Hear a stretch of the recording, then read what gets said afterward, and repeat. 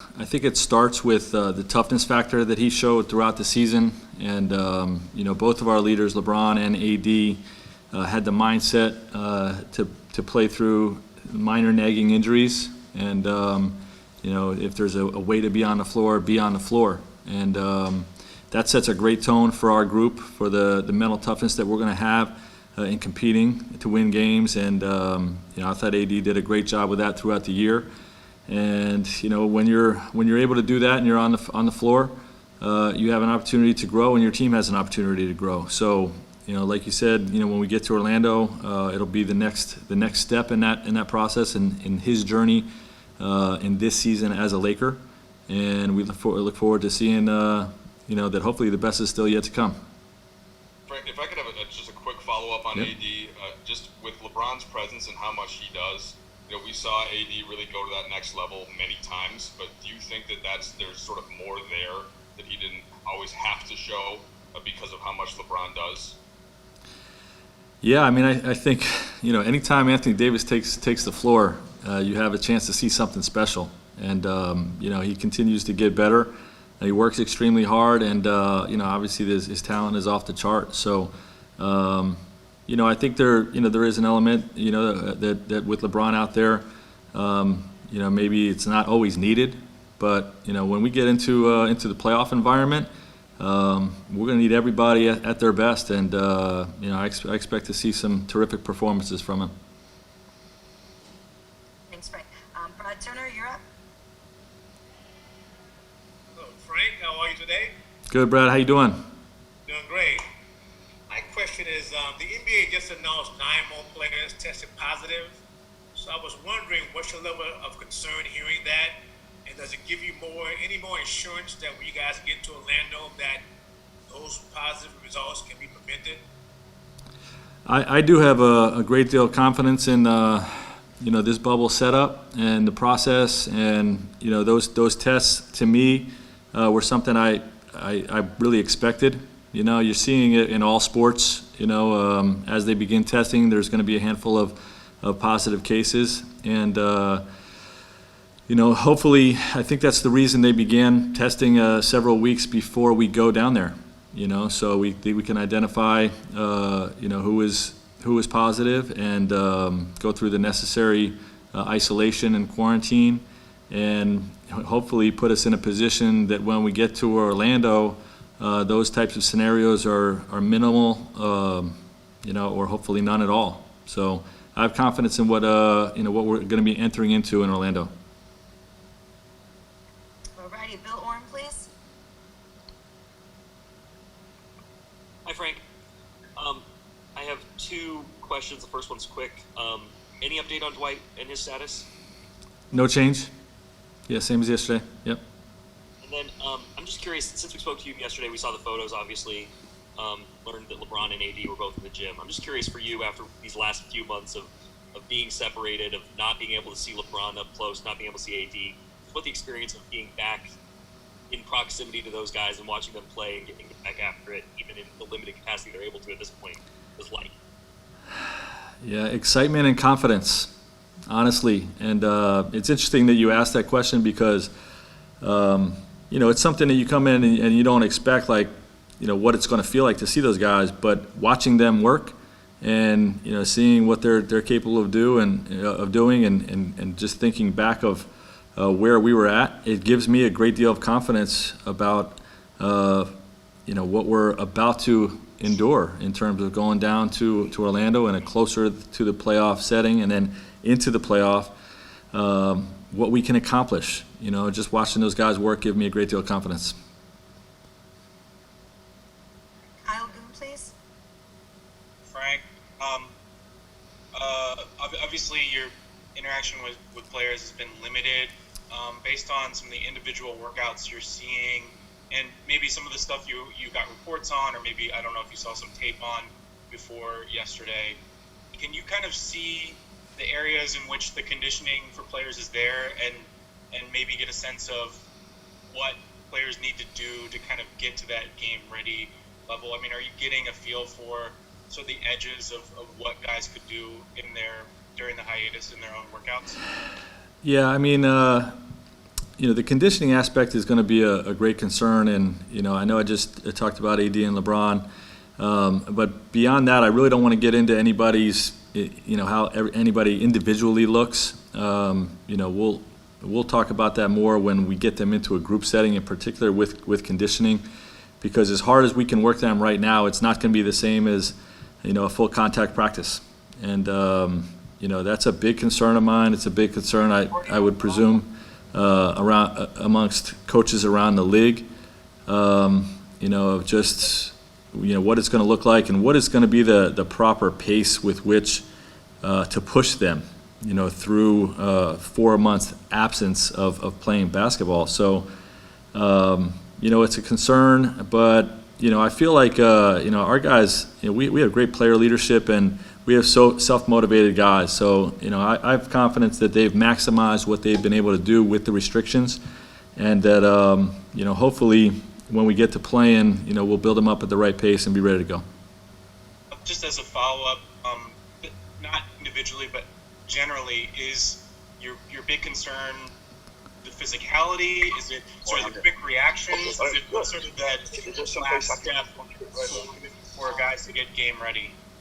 Yeah, well, everything that goes into playing basketball, the sprinting mentality, the reactionary part of, both ends of the ball, really, being in the right spots and moving your feet defensively. These are all, being able to react on defense is something no one has done league-wide for 4 months, so there's muscles involved, there's instincts involved, all those types of things, have been dormant, so to speak, and they've just got to be, hopefully brought back in a relatively quick fashion and at the right pace. We're very concerned about going too fast once we get going, and but we got to do enough to make sure we're ready to compete and win games too. Alrighty, Dave McMenamin? Hey Frank, by my understanding, you guys had to submit your traveling list to the league yesterday. Can you take me through, maybe not even listing names, but what that process was like, and were there any discussions about, do we weigh in on coaches, or do we have more training staff members, or kind of what that process was like? Yeah, it was honestly, it was fairly miserable trying to place a value on everybody's contributions. There are several members of our staff that we're not going to be able to bring into the bubble, that quite frankly we need in the bubble, but the environment just doesn't allow us to do that, and that's just part of the pandemic life and the situation we're in. But it was a miserable experience trying to measure all those things and trying to figure that out. So we landed in a place of basically giving us the best opportunity to be healthy, support our players, and compete and win games and be prepared and be disciplined. So I will say that like most teams, we did load up on medical personnel, out of just because of the history of players coming back after lockout types of situations and the high risk of injury. Additionally, with the COVID protocols, and potentially having guys out, and we did decide to bring 17 players, so that we make sure we have enough practice bodies. What that does is it leaves you, and what most teams are going through is it leaves you a little bit shorthanded on the coaching front. So, just some of the ways, without getting into individual names of what the list looks like, that's sort of how the process played out and where we made those decisions. And just a quick follow-up. Obviously, you guys have your own motivation to perform well down there, but I believe the NBA document that was released a week ago or so said that teams will be allowed to add personnel if you advance to a certain stage. Does that add any motivation, to try to bring some of the people that didn't make the initial list? No question, and I'm not sure where it landed. I think the initial protocol said that after after the first round of the playoffs, we'd be able to add staff. And, there's been sort of a push within the Coaches Association, because a lot of teams are doing what we did with regard to practice, players, being heavy on players and heavy on medical personnel. So, they want to get their coaches in there, the rest of their staff. And we're hopeful to be whole by the time we get deeper into the later rounds of the playoffs, should we advance. And we're definitely looking forward to adding staff as quickly as possible, while understanding that again, for us there wasn't a who's in the bubble, who's out of the bubble. It's everybody's working and contributing the way they always do. Some are going to do it in person, some are going to do it remotely, and that's just the nature of this setup. But yeah, I guess in answer to your question, we're looking forward to being able to add staff when we're able to. Okay, Tanya Ganguly, please. Hey, Frank. Hi, Tanya. I was curious about, I know that you're able to put guys through individual workouts right now, but what else? Is there anything else that you're doing as a group right now? Are there film responsibilities, or has any of that stuff begun yet?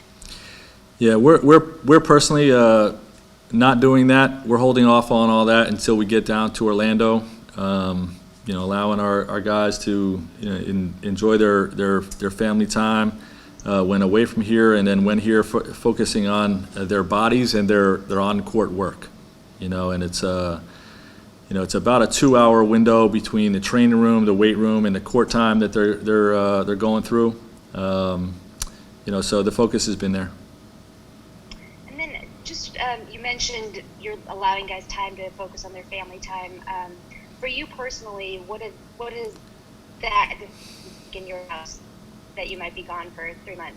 You cut out a little bit on that, Tanya?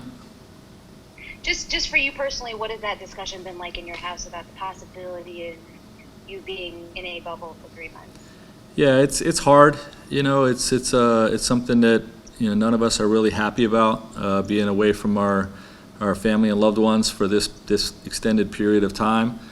But this is part of the NBA and what we're competing for, both to sustain the health of our league and to have the opportunity to compete for the championship for the Lakers. That requires an incredible amount of sacrifice, and my family understands that. We've been in this business. We know what it's about.